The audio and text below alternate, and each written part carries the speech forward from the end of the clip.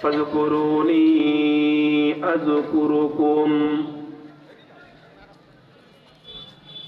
ও দুনিয়ার মানুষেরা, তোমরা আমি আল্লাহ পাক রব্বুল আলামিনকে স্মরণ করো, আমি আল্লাহ পাক রব্বুল আলামিন ও তোমাদেরকে স্মরণ করব। বলেন সুবহানাল্লাহ। আল্লাহ পাক রব্বুল আলামিনকে যদি আমি আপনি স্মরণ করি, আল্লাহ পাক রব্বুল আলামিন আমাকে আপনাকে স্মরণ করবেন। আমার আপনার সফরে হাজরে, সুস্থতায় অসুস্থতায়, বিপদে আপদে, সর্ব অবস্থায় আল্লাহ পাক রব্বুল আলামিন আমার আপনার জন্য পথ খুলে দিবেন। বলেন সুবহানাল্লাহ। রব্বে কারীম, আমি আপনাকে কিভাবে স্মরণ করব? আল্লাহ পাক রব্বুল আলামিন বললেন, তুমি আমাকে স্মরণ করবে দাঁড়ানো অবস্থায়, বসা অবস্থায়, শোয়া অবস্থায়, এক কথায় সর্বদাই আমি আল্লাহ পাক রব্বুল আলামিনকে স্মরণ করবে। যদি তুমি সর্ব অবস্থায় আমি আল্লাহ পাক রব্বুল আলামিনকে স্মরণ করো, তাহলে আমি আল্লাহ পাক রব্বুল আলামিন তোমাকে পৃথিবীর বুকে সবচেয়ে জ্ঞানী বানায়া দিব। বলেন সুবহানাল্লাহ। আল্লাহ পাক রব্বুল আলামিন বললেন, الذين يذكرون الله قياما وقعودا وعلى جنوبهم ويتفكرون في خلق السماوات والأرض واختلاف الليل। ও দুনিয়ার মানুষ, যারা আমি রব্বে কারীমকে দাঁড়ানো অবস্থায়, বসা অবস্থায়, শোয়া অবস্থায় স্মরণ করবে, আমি রব্বে কারীমের মাখলুকাত নিয়ে গবেষণা করবে, আমার সৃষ্টিজীব নিয়ে, সৃষ্টিকুল নিয়ে তারা চিন্তা করবে, ফিকির করবে, এবং পরিশেষে তারা বলবে, রব্বানা মা খালাকতা হাযা বাতিলা, আয় আল্লাহ, আপনি কোনো কিছুই অনর্থক বানান নাই। আমি আল্লাহ পাক রব্বুল আলামিন তাদেরকে পৃথিবীর বুকে সবচেয়ে জ্ঞানী মানুষ বলে ঘোষণা দিয়ে দিলাম। মুআজ্জাজ হাজিরিন, আল্লাহ পাক রব্বুল আলামিনকে স্মরণ করতে হবে। বলে কিভাবে স্মরণ করব? তাসবিহাতের মাধ্যমে স্মরণ করতে হবে। আল্লাহ পাক রব্বুল আলামিনের নিকটে চারটি বাক্য সবচেয়ে প্রিয়: সুবহানাল্লাহ, আলহামদুলিল্লাহ, লা ইলাহা ইল্লাল্লাহ, আল্লাহু আকবার। সবগুলো বাক্য নিয়ে আমি আজ আপনাদের খেদমতে আরজ করতে পারবো না, সময় খুবই স্বল্প। শুধুমাত্র একটি বাক্য নিয়ে আলোচনা করব, সেটি হলো সুবহানাল্লাহ। কি শব্দ? সুবহানাল্লাহ, সুবহানাল্লাহ। আমি যে হাদিসটি আপনাদের খেদমতে তেলাওয়াত করেছি, আল্লাহ পয়গম্বর সাল্লাল্লাহু আলাইহি ওয়াসাল্লাম ইরশাদ করেন, কালিমাতানি হাবিবাতানি ইলার রহমান। দুইটি কালেমা আল্লাহ পাক রব্বুল আলামিনের নিকটে বড়ই প্রিয়। খফিফাতানি আলাল লিসান, যে দুই কালেমা জবানে উচ্চারণ করতে খুবই হালকা। ওয়াসাকিলাতানি ফিল মিজান, এবং মিজানের পাল্লায় অধিক পরিমাণ ভারী। কালেমা দুটি কি?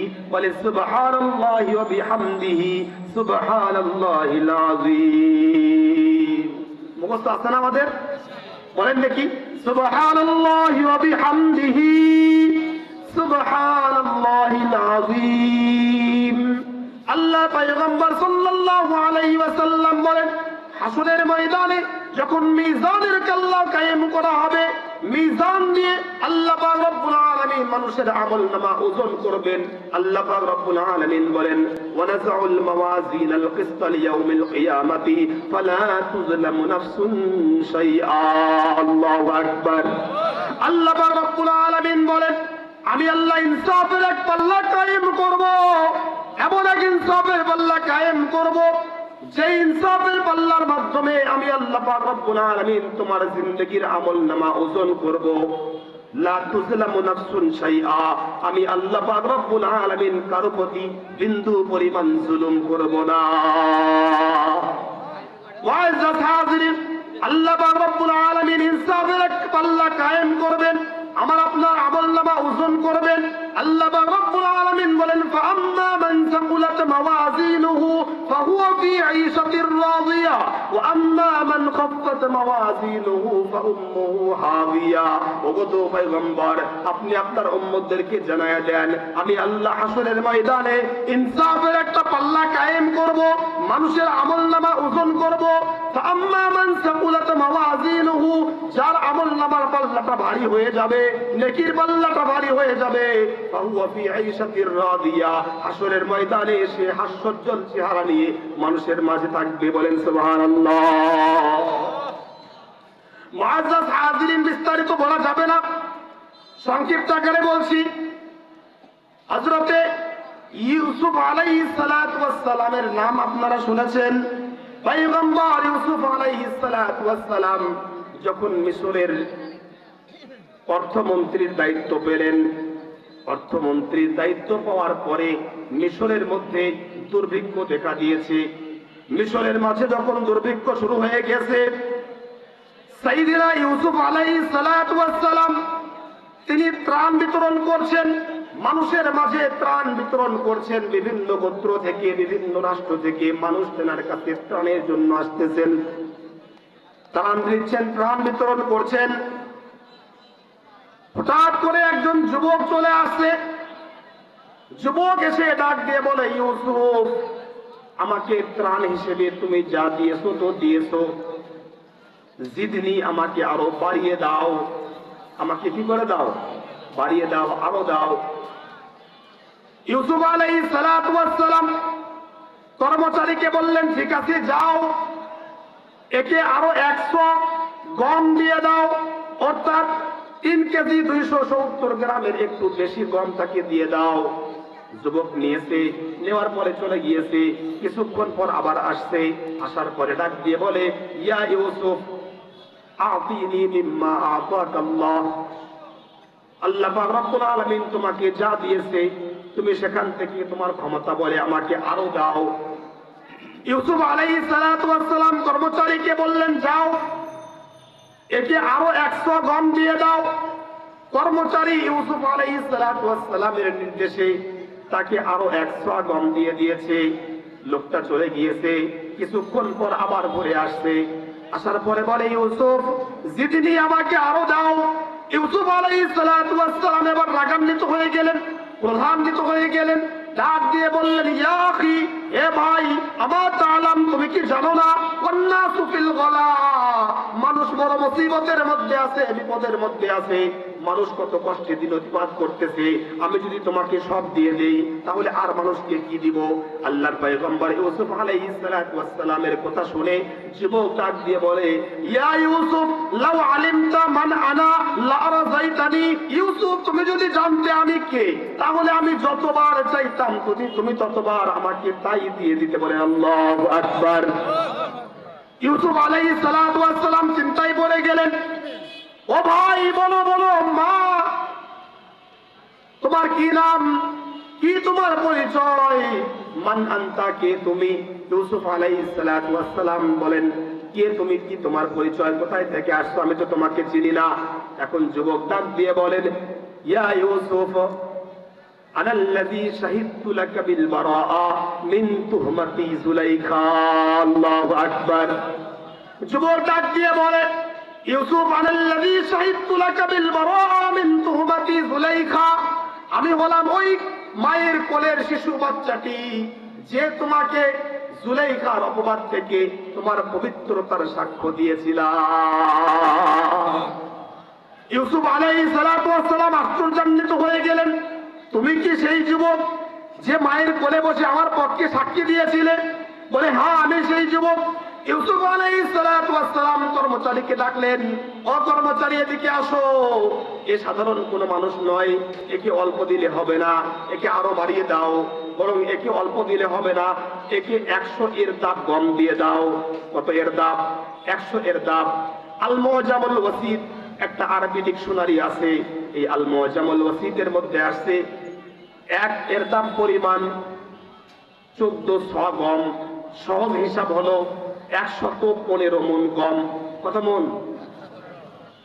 115 মণ গম দিয়ে দেওয়ার জন্য ইউসুফ আলাইহিস সালাতু ওয়াস সালাম ঘোষণা দিয়ে দিলেন। আল্লাহর বান্দা 115 মণ গম নেওয়ার পরে ইউসুফ আলাইহিস সালাতু ওয়াস সালাম কে ডাক দিয়ে বলে, ভাই ইউসুফ, এটা হলো তোমার দান, হাযা আতাইক, এটা হলো তোমার দান। লিমান শাহিদা লাকা বিল বারাআ মাররাতান ওয়াহিদা, ও ওই ব্যক্তির জন্য যেই ব্যক্তি তোমার পবিত্রতার ব্যাপারে শুধুমাত্র কেবলমাত্র একবার সাক্ষী দিয়েছে, কয়বার? একবার তোমার পবিত্রতার ব্যাপারে সাক্ষী দিয়েছে, এটা তুমি তাকে দান করেছো 115 মণ গম। এখন তুমি আমাকে বলো, যে ব্যক্তি সকালবেলা ঘুম থেকে উঠেও বলে সুবহানাল্লাহ, সন্ধ্যাবেলাও বলে সুবহানাল্লাহ, নামাজের মধ্যে দাঁড়ানোর পরে সুবহানাকা আল্লাহুম্মা ওয়া বিহামদিকা, এরপরে রুকুতে গিয়ে বলে সুবহানা রাব্বিয়াল আযীম, সিজদাতে গিয়ে বলে সুবহানা রাব্বিয়াল আ'লা, নামাজ শেষ হওয়ার পরে আসসালামু আলাইকুম ওয়া রাহমাতুল্লাহ, আসসালামু আলাইকুম ওয়া রাহমাতুল্লাহ, সালাম ফেরানোর পরেও আবার বলে সুবহানাল্লাহ সুবহানাল্লাহ। যেই ব্যক্তি প্রতিনিয়তই আল্লাহ পাক রব্বুল আলামিনের তাসবিহ আদায় করে, সুবহানাল্লাহ সুবহানাল্লাহ বলে, আল্লাহ পাক রব্বুল আলামিন তাকে কি পরিমাণ দান করবে। সম্মানিত হাজিরিন, আল্লাহ পাক রব্বুল আলামিন তাকে কি পরিমাণ দান করবেন। ইউসুফ আলাইহিস সালাতু ওয়াস সালামের দিলের চোখ খুলে গিয়েছে। আল্লাহ পয়গম্বর সাল্লাল্লাহু আলাইহি ওয়াসাল্লামের হাদিস অধ্যয়ন করলে বোঝা যায় যে সুবহানাল্লাহি ওয়া বিহামদিহি কত মর্যাদা আর কত মান আর কত ওজন। আল্লাহ পয়গম্বর সাল্লাল্লাহু আলাইহি ওয়াসাল্লাম হাদিসে পাকের মধ্যে ইরশাদ করেন, আন আবি হুরায়রা রাদিয়াল্লাহু তাআলা আনহু قال قال رسول الله صلى الله عليه وسلم من قال سبحان الله وبحمده 100 مرات حطت خطاياه وإن كان مثل زبد البحر। চিৎকার দিয়ে বলেন আল্লাহু আকবার। হযরত আবু হুরায়রা রাদিয়াল্লাহু তাআলা আনহু সূত্রে বর্ণিত, তিনি বলেন জনাবে রাসূলুল্লাহ সাল্লাল্লাহু আলাইহি ওয়াসাল্লাম ইরশাদ করেন, যে ব্যক্তি 100 বার সুবহানাল্লাহি ওয়া বিহামদিহি পাঠ করবে, আল্লাহ পাক রব্বুল আলামিন তার জিন্দেগীর সমস্ত গুনাহ খাতা ক্ষমা করে দিবেন। ওয়া ইন কানা মিসলা জাবাদিল বাহর, তার গুনাহের পরিমাণ যদি সমুদ্রের ফেনার চেয়ে অধিক পরিমাণ হয়, আল্লাহু আকবার। শুধু তাই নয়, আল্লাহ পয়গম্বর সাল্লাল্লাহু আলাইহি ওয়াসাল্লামের আরেক হাদিস বর্ণনা করেছেন, আন জাবির ইবনে আব্দুল্লাহ রাদিয়াল্লাহু তাআলা আনহু قال قال رسول الله صلى الله عليه وسلم من قال سبحان الله وبحمده مرة واحدة غرست له نخلة في الجنة। চিৎকার দিয়ে বলেন আল্লাহু আকবার। হযরতে জাবির ইবনে আব্দুল্লাহ রাদিয়াল্লাহু তাআলা আনহু বলেন, পয়গম্বর সাল্লাল্লাহু আলাইহি ওয়াসাল্লাম ইরশাদ করেন, যে ব্যক্তি একবার শুধুমাত্র কেবলমাত্র সুবহানাল্লাহি ওয়া বিহামদিহি পাঠ করে, আল্লাহ পাক রব্বুল আলামিন তার জন্য জান্নাতের মধ্যে একটা খেজুর গাছ নির্মাণ করে দেয়। মুআজ্জাজ হাজিরিন, ইউসুফ আলাইহিস সালাতু ওয়াস সালামের সঙ্গে সঙ্গে সেই অতীত মনে পড়ে গিয়েছে। যখন ইউসুফ আলাইহিস সালাতু ওয়াস সালামকে জুলাইখা ঘরের মধ্যে ঢোকানোর পরে ওয়াকুল্লাতিল আবওয়াব ওয়া ক্বালাত হাইতা লাক, আল্লাহ পাক রব্বুল আলামিন বলেন, জুলাইখা যখন বলেছিল ইউসুফ এসো এসো আমার মনোবাসনা পূর্ণ করো, আমার মনের চাহিদা, আমার এই যৌবনের ক্ষুধাটা তুমি নিবারণ করে দাও, ইউসুফ আলাইহিস সালাতু ওয়াস সালাম তখন বলেছিলেন মাআযাল্লাহ, আমি আল্লাহর কাছে আশ্রয় চাই।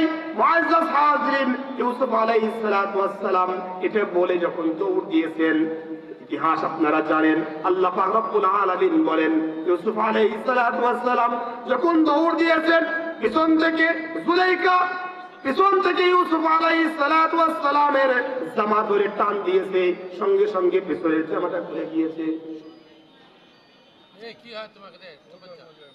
জামাটা ছিঁড়ে গিয়েছে। আল্লাহ পাক রব্বুল আলামিন বলেন, ইউসুফ আলাইহিস সালাম সেইভাবেই দৌড় দিয়েছে, প্রথম দরজা, দ্বিতীয় দরজা, তৃতীয় দরজা, এইভাবে 7টা দরজা ঠাস ঠাস ঠাস ঠাস করে খুলে গিয়েছে। যখন সমস্ত দরজা খুলে গিয়েছে, ইউসুফ আলাইহিস সালাতু ওয়াস সালাম একদম শেষ দরজায় চলে আসছেন, আজিজে মিসর দাঁড়ানো। ইউসুফ আলাইহিস সালাতু ওয়াস সালাম আজিজে মিসরকে দেখা মাত্র তিনি মাথাটা নত করলেন। ইউসুফ আলাইহিস সালাতু ওয়াস সালাম কোনো কথা বললেন না। জুলাইখা আপাতে আপাতে পিছন থেকে চলে আসছে, আসার পরে যখন আজিজে মিসরকে দেখছে, সঙ্গে সঙ্গে তার মোড় চেঞ্জ করে ফেলছে, মোড চেঞ্জ করে ফেলছে।